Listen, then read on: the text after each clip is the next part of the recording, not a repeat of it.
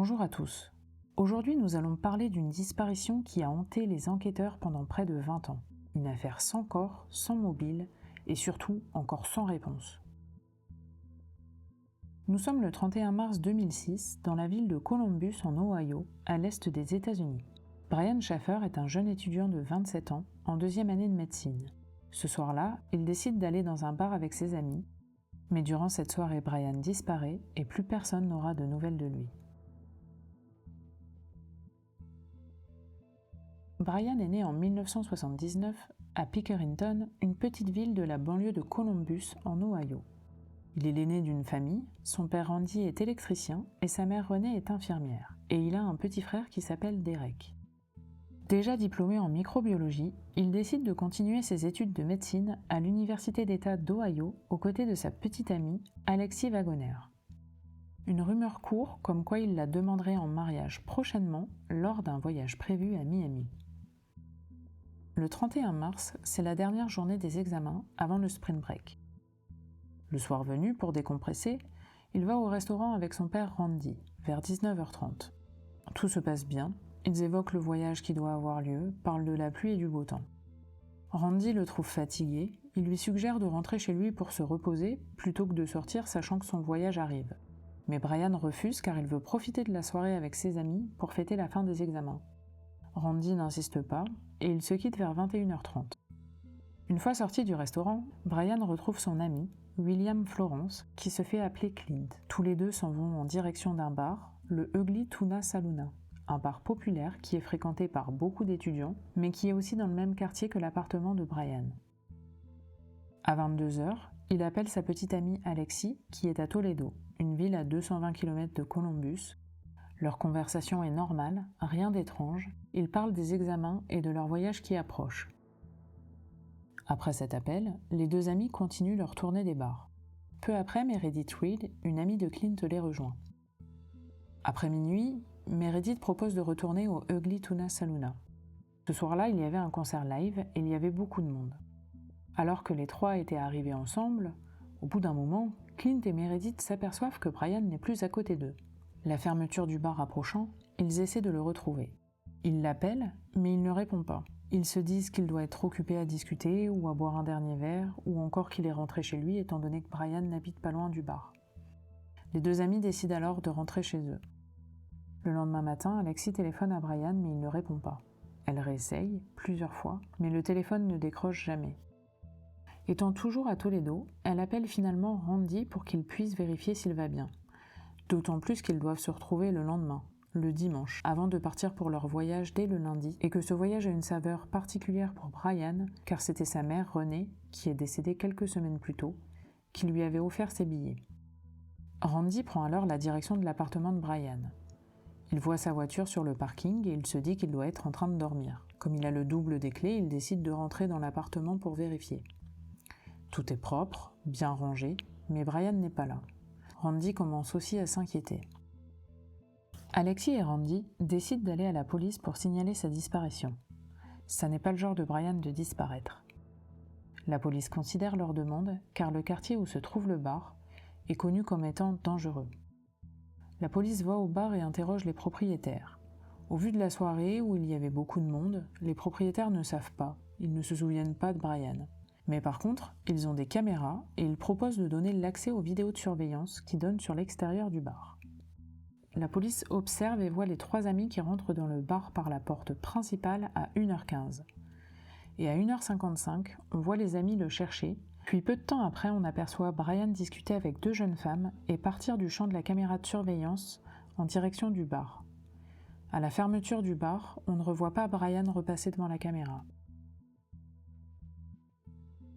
Il regarde alors sur d'autres caméras de surveillance de la ville, mais aussi de 3 autres bars adjacents, et ne trouve absolument rien. Pour la police, ça reste un mystère. Agents, chiens policiers recherchent dans toute la ville, ils fouillent les bennes et les égouts et diffusent une photo de Brian où l'on voit un tatouage repérable pour avoir des témoignages. Où se trouve-t-il ? Pourquoi n'apparaît-il pas sur les caméras ?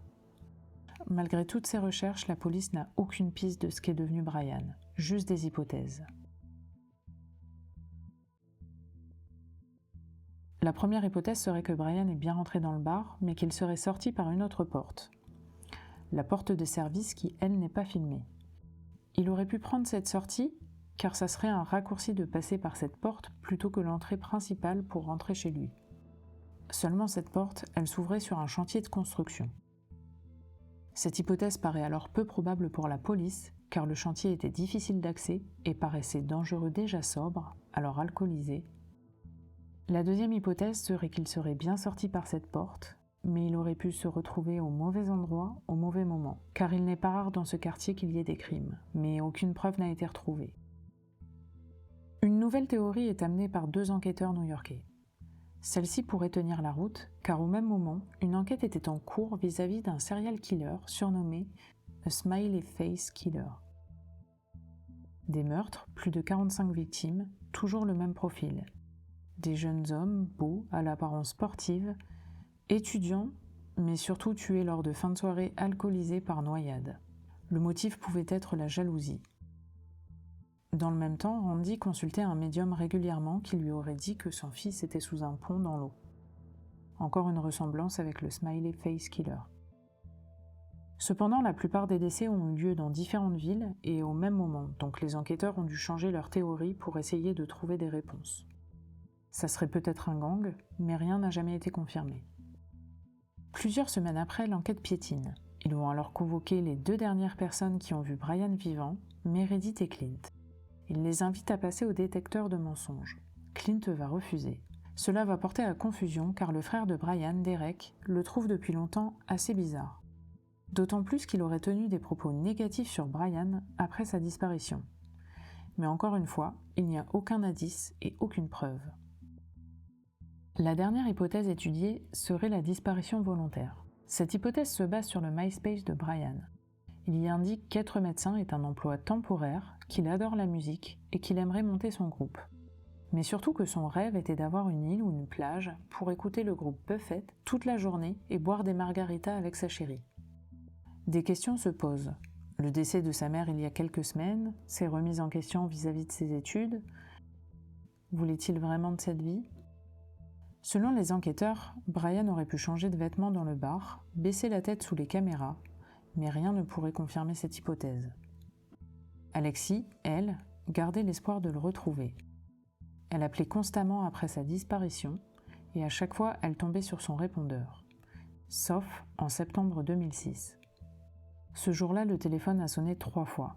Elle contacte la police pour leur en parler, qui eux-mêmes contactent une compagnie de téléphone, qui finalement leur a dit que cela pouvait arriver, que c'était certainement un bug. En 2008, le père de Brian est en train de faire du jardin. Le vent se lève et devient violent. Une grosse branche de l'arbre s'arrache et le tue sur le coup. À l'enterrement, il y a un livre de condoléances en ligne pour les gens voulant laisser un témoignage. En le lisant, Derek tombe sur un mot troublant. « À papa, je t'aime », signé Brian. Derek contacte la police et l'adresse IP est retrouvée dans les Caraïbes. Les policiers concluent à une mauvaise blague. Randy est mort sans savoir ce qui est arrivé à son fils. Le mystère reste entier sur sa disparition. Alexis a continué pendant des mois et des mois à essayer de retrouver Brian.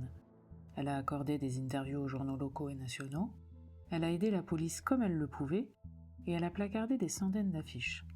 Mais après 1 an, Alexis décide de sortir de cette attente et d'avancer dans sa vie. Personne n'est sûr que l'on reverra Brian un jour, et en attendant, il faut vivre. Elle a fini ses études de médecine et est devenue gynécologue à Toledo.